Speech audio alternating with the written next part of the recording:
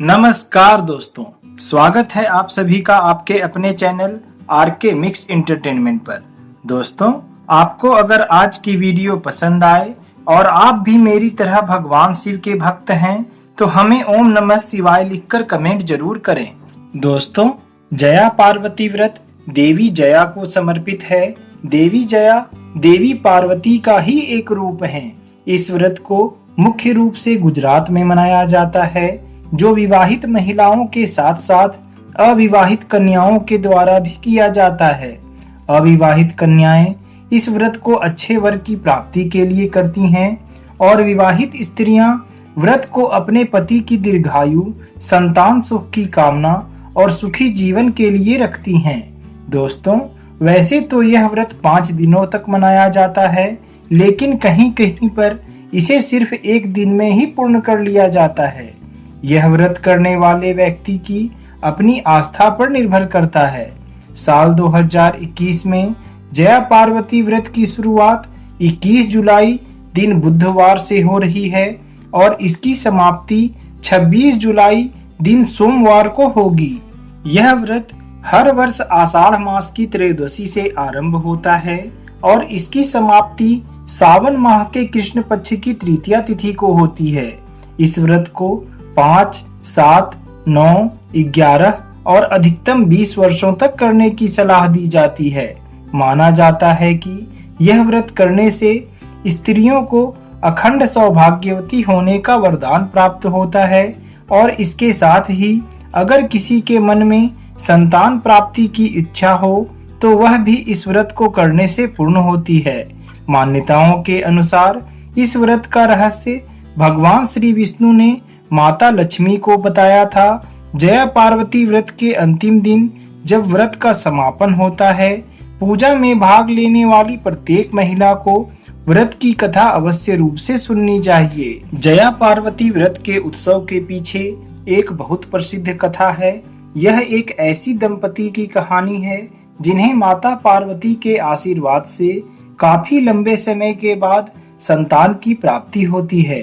तो आइए दोस्तों, जानते हैं जया पार्वती व्रत की कथा के बारे में। पौराणिक कथा के अनुसार किसी समय में कौंडिन्य नगर में वामन नामक एक योग्य ब्राह्मण रहता था। उसकी पत्नी का नाम सत्या था।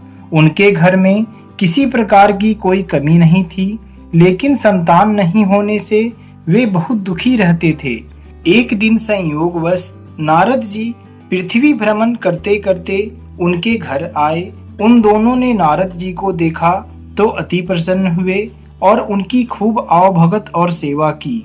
अंत में उन्होंने अपनी समस्या का समाधान पूछा। तब नारद जी ने उन्हें बताया कि तुम्हारे नगर के बाहर जो वन है, उसके दक्षिणी भाग में विल्व वृक्ष के नीचे भगवान शिव माता पार्वती के साथ लिंग रूप में विराजित हैं। उनकी पूजा करने से तुम्हारी मनोकामना अवश्य ही पूरी होगी।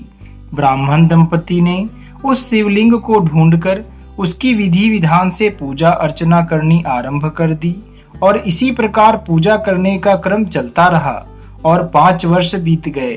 एक दिन जब ब्राह्मण पूजन के लिए फूल तोड़ रहा था, तभी उसे एक सांप ने काट लिया और वह वहीं जंगल में ही मूर्छित होकर गिर पड़ा। ब्राह्मण जब काफी देर तक घर नहीं लौटा तो उसकी पत्नी उसे ढूंढते हुए वन में आई।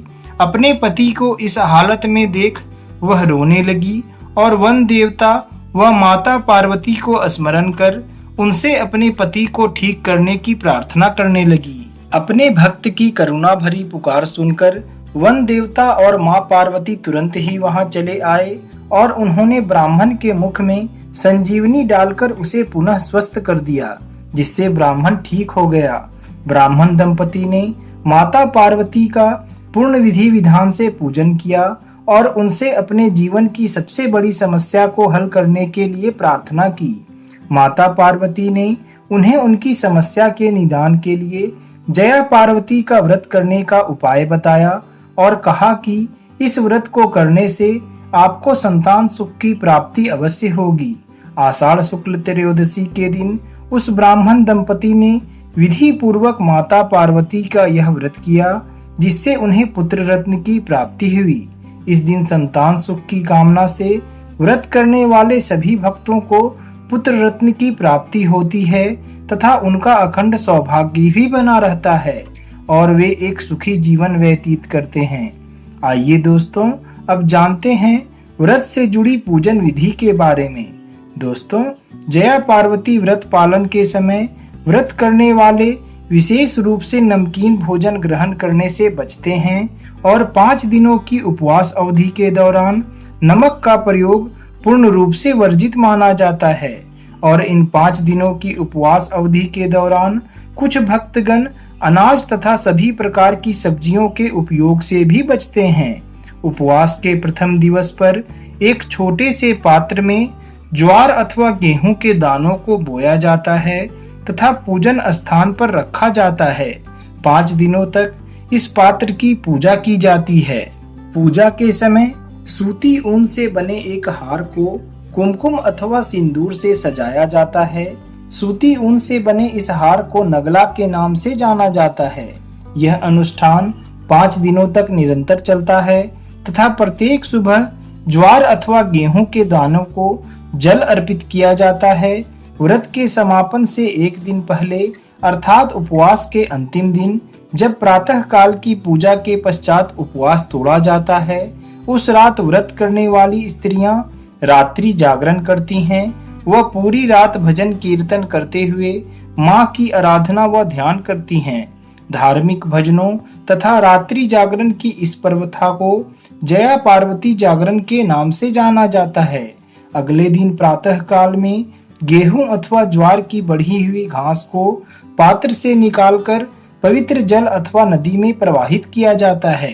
प्रातः काल की पूजा के पश्चात नमक, सब्जियों तथा गेहूं से बनी रोटियों के भोजन से उपवास तोड़ा जाता है और इस प्रकार से सभी भक्तगण जया पार्वती का व्रत विधि विधान से संपन्न कर माता पार्वती का आशीर्वाद प्राप्त करते हैं और अपने जीवन में मंगल की स्थापना करते हैं। दोस्तों, हम अपनी आज की वीडियो यहीं समाप्त करते हैं। हम इस चैनल पर व्रत त्योहारों से संबंधित एक वीडियो प्रतिदिन अपलोड करते हैं। आप अगर हमसे जुड़ना चाहते हैं तो हमारे चैनल को सब्सक्राइब कर लें और बेल आइकन को प्रेस कर दें ताकि हमारी सभी वीडियो की नोटिफिकेशंस सबसे पहले आप तक पहुंच जाए। मिलते हैं फिर जल्द ही आपसे अगले वीडियो में। जय महादेव।